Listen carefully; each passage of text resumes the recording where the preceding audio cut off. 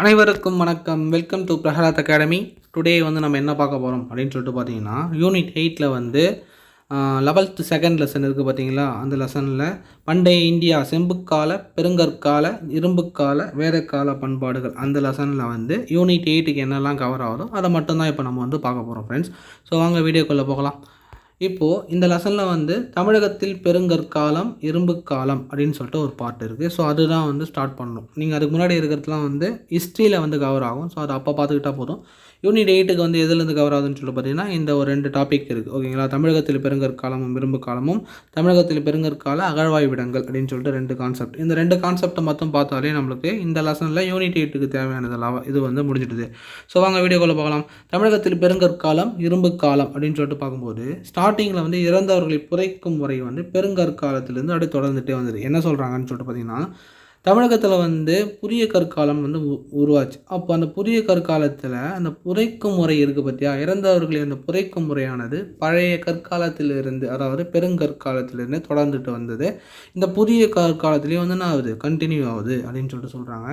அதற்குண்டான அந்த ஈமச்சடங்கின் போது என்ன மாதிரிலாம் பயன்படுத்தினாங்க அப்படின்னு சொல்லிட்டு பார்த்தீங்கன்னா, கற்பலகைகள், அதன் பிறகு கொத்துக்கள், அதுக்கப்புறம் தாழிகள்னால் பானை இருக்குது பார்த்தீங்களா. அந்த பானையில் என்ன போடுவாங்கன்னா, அந்த இறந்தவர்களுடைய உடலை வைத்து புதைச்சாங்க. அது எப்படி சார் அப்போ இது புதிய கற்காலத்தில் வருகிறது அப்படின்னு சொல்லிட்டு நீங்கள் கேட்டிங்கனாலும் நல்லா கொஞ்சம் யோசிச்சு பாருங்கள். பழைய கற்காலத்தில் அந்த கற்பலகை, குத்துக்கள் அதில் வைத்து போட்டாலும் அவங்க பயன்படுத்திய பொருட்களை அதில் போட்டு தான் புதைச்சிருக்காங்க. அதே போல் இப்போ எடுத்த இந்த தாழியிலிருந்து எடுத்ததெல்லாம் பார்த்தீங்கன்னா கூட அந்த பெருங்கற்காலத்தை சேர்ந்த அந்த கலன்களோடு ஒத்து போகிறதால தான் என்ன சொல்கிறாங்கன்னா, இதுவும் பெருங்கற்காலத்தை சேர்ந்ததாக சொல்லியிருக்காங்க, இரும்பு காலத்தை சேர்ந்ததாக சொல்லியிருக்காங்க.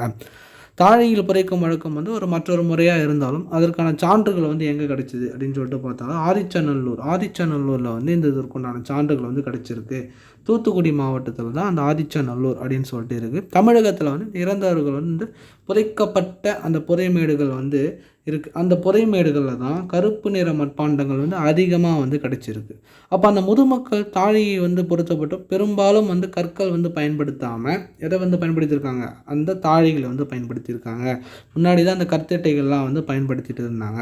இப்போது இதுதான் கான்செப்ட். இது எதில் நடைமுறைக்கு இருக்குதுன்னு சொல்லிட்டு பார்த்தீங்கன்னா, பொது ஆண்டு 2ஆம் நூற்றாண்டு 3ஆம் நூற்றாண்டில் நடைமுறையில் இருக்குது ஓகேங்களா. இந்த காலத்தில் தான் அசோகருடைய பிராமி எழுத்து அப்படின்னு சொல்லிட்டு வளர ஆரம்பிச்சது. அந்த பிராமி எழுத்து கொடுமணலில் ஈரோடு மாவட்டம் இருக்குது பார்த்தீங்களா, அங்கே அகழாய்வு செய்யும் போது கண்டுபிடிக்கப்பட்டது. அது மட்டும் இல்லாமல் வைகை நதி மேலே 4 நடுக்கற்கள், அந்த வைகை நதி ஆற்றுப்படுகை இருக்கும், அந்த ஆற்றுப்படுகை மேல் பகுதியில் பழைய காலத்தை சேர்ந்த ஒரு 4 நடுக்கற்கள் கண்டுபிடிச்சிருக்காங்க. ஸோ இதை வைத்து தான் நம்ம பொது ஆண்டுக்கு முன்பு 2ஆம் நூற்றாண்டு முதல் பொது ஆண்டு 3ஆம் நூற்றாண்டு வரை இந்த கான்செப்ட் இருக்குது அப்படின்னு சொல்லிட்டு சொல்கிறோம். அடுத்தது தமிழ் பிராமி எழுத்தோடு தொடர்பு காணப்படுகிறது. அதுக்கப்புறம் ஆணிரை கவர்தல்.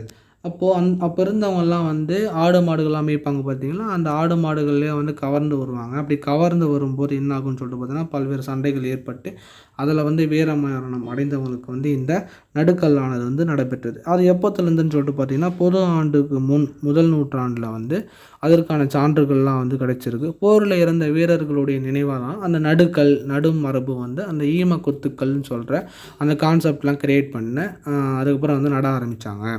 ஈம கொத்துக்கள், நினைவுக்கள், கல்திட்டை இது எல்லாமே தமிழகத்தில் காணப்படுற ஒரு பெருங்கற்கால ஈம சின்னங்களாக இருக்குது ஓகேங்களா.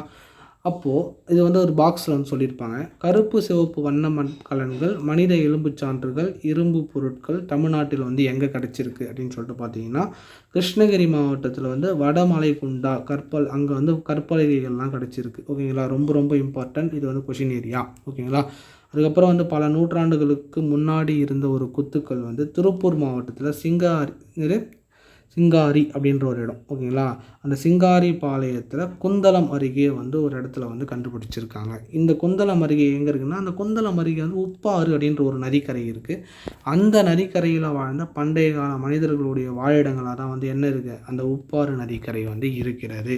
இது நம்ம தமிழகத்தில் வந்து பெருங்கற்காலம் இரும்பு காலத்தில் வந்து பார்த்த கண்டென்ட். இப்போ நம்ம என்ன பார்க்க போகிறோம் அப்படின்னு சொல்லிட்டு பார்த்தீங்கன்னா, தமிழகத்தில் பெருங்கற்கால அகழ்வாய்விடங்கள். அதில் ஃபஸ்ட்டு நம்ம பார்க்க போகிறது வந்து ஆதிச்சநல்லூர். ஆதிச்சநல்லூர் அப்படின்னு பார்க்கும்போது அது என்ன மாவட்டம் ஆல்ரெடி பார்த்தோம், தூத்துக்குடி மாவட்டம்னு பார்த்தோம். பட் அது எங்கே இருக்குன்னா திருநெல்வேலியிலிருந்து 22 கிலோமீட்டர் தூரத்தில் வந்து இருக்குது. ஃபஸ்ட்டு 1876 ஜெர்மனியை சார்ந்த ஆண்ட்ரூ ஜாகர் அப்படின்ற ஒருத்தர் தான் வந்து இந்த இடத்துல வந்து ஆய்வு செஞ்சார். அவர் என்னவா இருக்காருன்னு சொல்லிட்டு பார்த்தீங்கன்னா, ஒரு இயற்கைவியலாளரும் இன வரவியலாளரும் வந்து அவர் வந்து இருந்தாருங்க.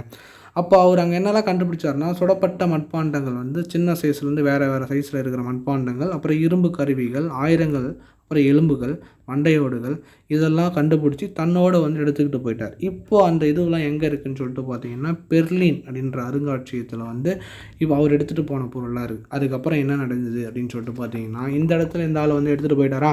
அதுக்கப்புறம் தான் திருநெல்வேலி மாவட்ட ஆட்சியராக இருந்தார். யார் அப்படின்னு சொல்லிட்டு பார்த்தீங்கன்னா, ஏஜே ஸ்டூவர்ட். இவர் வந்து திருநெல்வேலி மாவட்டத்தில் ஆட்சியராக இருந்தார். அவருடைய கூட வந்து யார் வந்தாங்கன்னு சொல்லிட்டோம்னா கால்டுவெல். இவங்க 2 பேரும் சேர்ந்து ஆதிச்சநல்லூரில் வந்து ஆய்வு பண்ணுறாங்க. அப்படி ஆய்வு பண்ணும்போது அந்த இடத்துல வந்து பல கற்கள்லாம் எடுத்து உடைச்சிட்டு ஏதோ வேலை பார்த்துட்டு இருக்காங்க. ஸோ அந்த வேலையை அப்படியே நிறுத்திவிட்டு கற்களெல்லாம் வந்து ஒழுங்குபடுத்தி அதுக்கப்புறம் வந்து அந்த இடத்துல வந்து என்ன பண்ணுறாங்கன்னா அகழாய்வு செய்ய ஆரம்பிக்கிறாங்க. அப்படி வந்து அங்கே அகழாய்வு செய்யும்போது அதை யார் மேற்பார்வையிடுறாங்க, அந்த வேலையை யார் பார்த்துக்கிறாங்கன்னா அலெக்சாண்டர் ரீ அப்படின்றவர் தான் வந்து அந்த இடத்துல வந்து மேற்பார்வையை பார்த்துக்கிறாரு. அதன் பிறகு வந்து 1902 1903 வந்து அந்த ஆர்காலஜிக்கல் டிபார்ட்மெண்ட்டில் வந்து அந்த ஆண்டறிக்கையை வந்து அவர் வந்து கொடுக்குறாருங்க. ஓகேங்களா. அப்போது தொல்லியல் துறை மேலும் வந்து ஒரு அகழாய்வு வந்து அதுக்கப்புறம் கொஞ்ச நாள் கழித்து வந்து நடத்தியது. பட் அதுக்குண்டான அறிக்கை வந்து இன்னும் வெளியிடப்படவில்லை. பட் ஆனால் இப்போவும் வந்து ஆதிச்சநல்லூரில் வந்து பல்வேறான அகழாய்வுகள் வந்து நடைபெற்று கொண்டு தான் இருக்கிறது. நம்மளுக்கே வந்து பல உண்மைகள் வந்து இன்னும் வந்து கிடைத்து கொண்டு தான் இருக்குது. சரி, அப்படி வந்து அங்கே அகழாய்வு பண்ணாங்களே, அங்கே என்னெல்லாம் கிடைச்சிது அப்படின்னு சொல்லிட்டு பார்த்தீங்கன்னா, பல்வகைப்பட்ட தாழிகள், மட்பாண்டங்கள், அப்புறம் ஆணிகள் கிடச்சிருக்கு, ஆயுதங்கள் கிடச்சிருக்கு, சில கல்மணிகள், ஒரு சில தங்க நகைகள்லாம் வந்து கிடச்சிருக்கு. வெண்கலம் அப்படின்னு சொல்லிட்டு பொருட்கள். அப்படி வெண்கலத்தால் செய்யப்பட்ட பொருட்கள் என்னென்னா எருமை, வெள்ளாடு, செம்மறியாடு, சேவல், இதெல்லாம் வந்து வீட்டு விலங்குங்க.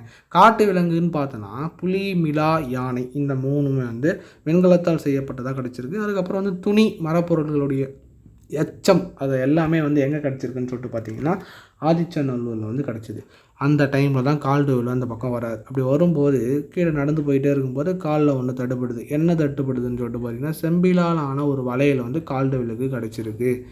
அதுக்கப்புறம் தான் வந்து என்ன ஆகுனா, இவங்க கால்டுவெல் வந்து ஒன்று நினைக்கிறார், போர் செய்யும்போது பலி கொடுக்கும் கருவிகள்லாம் வந்து இவங்க வந்து பயன்படுத்தியிருக்காங்க. ஸோ அதனால் வந்து வேத மதங்களை பின்பற்றியவங்களாம் வந்து இவங்க தெரியலன்னு சொல்லிட்டு கால்டுவெல் வந்து ஒரு கூற்று வந்து சொல்கிறாருங்க. ஸோ இது வந்து ஆதிச்சநல்லூர்லேருந்து நம்ம தெரிஞ்சுக்க வேண்டிய ஒரு கான்செப்ட். அடுத்தது வந்து நம்ம தெரிஞ்சுக்க வேண்டியது எங்கன்னா பையம்பள்ளி அப்படின்ற ஒரு ஊர். பையம்பள்ளியில் வந்து வேலூர் மாவட்டம் திருப்பத்தூர் தாலுக்காவில் வந்து இருக்குது. அந்த டைமில் 1960 வந்து பையம்பள்ளியில் வந்து அகழாய்வு வந்து ஸ்டார்ட் பண்ணுறாங்க. அங்கே என்னெல்லாம் கிடைக்குதுன்னு சொல்லிட்டு பார்த்தீங்கன்னா, கருப்பு சிகப்பு மண்பாண்டங்களும் ஈம தாழிகளும் வந்து கிடைக்கிது. அதை வந்து அந்த கிடைச்ச பொருள்லாம் வச்சு ஆய்வு செய்யும்போது அது எதன் மூலமாக ஆய்வு செஞ்சாங்கன்னா ரேடியோ கார்பன் பரிசோதனைன்ற ஒரு மெத்தடில் வந்து ஆய்வு செஞ்சுருக்காங்க. அதில் வந்து பொது ஆண்டுக்கு முன் 1000 வருஷத்துக்கு முன்னாடி வந்து இங்கே வந்து இந்த பொருட்கள் இருந்திருக்காங்க, இங்கே வந்து மக்கள் வாழ்ந்திருக்காங்க அப்படின்னு சொல்லிட்டு தெரிஞ்சிக்க முடியுது. அடுத்தது வந்து கொடுமணலில் வந்து என்ன நடந்திருக்கு அப்படின்னு பார்த்தீங்கன்னா, ஈரோடு மாவட்டம் 40 கிலோமீட்டர் அங்கேருந்து காவிரி ஆற்றினுடைய கிளை நதியான நொய்யலுடைய வட ஆற்றில் வந்து இந்த கொடுமணல் அப்படின்ற ஒரு இடம் இருக்குது. இங்கே எப்போல்லாம் வந்து ஆய்வு செஞ்சாங்க அப்படின்னு சொல்லிட்டு பார்த்தீங்கன்னா 1980, 1990, 2012 இந்த 3 வருஷம் வந்து இந்த இடத்துல வந்து ஆய்வு பண்ணியிருக்காங்க. இங்கே என்னெல்லாம் கிடச்சிருக்கு, அதே மட்பாண்டம், அதே ஆயுதங்கள், மணிகள்லாம் கிடச்சிருக்கு. ஆனால் இந்த இடத்துல மொகஞ்சதாரோவில் கண்டெடுக்கப்பட்ட அந்த செம்மணி கற்கள், கார்னீலியன் மணி அப்படின்னு சொல்லுவாங்க, அந்த மணிக்கற்கள் வந்து இங்கேயும் கிடச்சிருக்கு. பட் ஆனால் அந்த மணிக்கற்கள் இங்கே செய்யப்படவில்லைன்னு சொல்லிட்டு உறுதி பண்ணி, அப்போ இந்த மணிகள் எங்கேருந்து வந்திருக்கும் அப்படின்னு சொல்லிட்டு பார்த்தீங்கன்னா, வேறு யாரோ வந்து இங்கே வந்து வணிகம் செய்யும்போது வந்து வந்திருப்பாங்க. அவங்க வந்து இந்த மணிக்கற்களை வந்து விட்டு போனதாக வந்து சொல்கிறாங்க. ஓகேங்களா. இந்த செம்மணி கற்கள் வந்து இந்த கொடுமணல் என்ற பகுதியை வந்து சார்ந்தது கிடையாது. அது மட்டும் இல்லாமல் 10 அப்படின்னு ஒரு சங்ககால நூலில் வந்து சேரரை பற்றி சொல்லும். இந்த நூலே வந்து எதை பற்றி சொல்லும், சேரரை பற்றி சொல்லும். அதில் கொடுமணம் என்று வந்து 10 வந்து சொல்லும். அந்த கொடுமணம் தான் இந்த கொடுமணல் அப்படின்னு சொல்லிட்டு சொல்லியிருக்காங்க. ரோமானியருடைய நாணய குவியல்கள்லாம் வந்து இந்த கொடுமணத்தில் வந்து நிறைஞ்சு இருந்தது. அப்போது ரோமானியர்களுக்கும் கொடுமணலில் இருந்த மக்களுக்கும் வந்து வணிக தொடர்பு வந்து இருந்தது அப்படின்னு சொல்லிட்டு தெரிஞ்சுது. அப்போ மதிப்புமிக்க கற்களை வந்து இவங்க ஏற்றுமதி செய்கிறாங்க. அப்படி செய்யும்போது வந்து இங்கே வந்திருக்கலாம் அப்படின்னு சொல்லிட்டு ஒரு இது வந்து சொல்கிறாங்க. அப்புறம் வந்து சிப்பிகள், வளையல்கள், உலைகள், அப்புறம் வந்து எச்சங்கள், சோலை சாம்பல், இது எல்லாமே வந்து கிடைக்குது. அது மட்டும் இல்லாமல் தமிழ் பிராமி பொறிப்புகளை கொண்ட மட்பாண்ட குவியல்கள், இது ரொம்ப இம்பார்ட்டன்ட் கேட்பாங்க. எங்கே கிடச்சிருக்குன்னா கொடுமணலில் வந்து கிடச்சிருக்கு. பல வகைப்பட்ட புதைக்கும் முறை வந்து இங்கே இருக்குது. எப்படிலாம் பதிச்சாங்க? ஈமக்குழியில் பதிச்சிருக்காங்க, ஈம தாழிகளில் புதைச்சிருக்காங்க, கற்படுக்கையில் வந்து இவங்க புதைச்சிருக்காங்க. சங்க காலத்தை சேர்ந்த பல கான்செப்டு, பல பொருட்கள்லாம் வந்து இங்கே வந்து கிடச்சிருக்கு. அதனால் வந்து இது பொது ஆண்டுக்கு முன் 2ஆம் நூற்றாண்டிலிருந்து பொது ஆண்டு 2ஆம் நூற்றாண்டு வரை என்று யார் சொல்கிறாங்கன்னா சுப்ராயலு என்ற ஒரு அறிஞர் வந்து சொல்கிறாங்க. இதுதான் வந்து இந்த லெசனில் இருக்கிற மொத்த ஓவர்வியூ.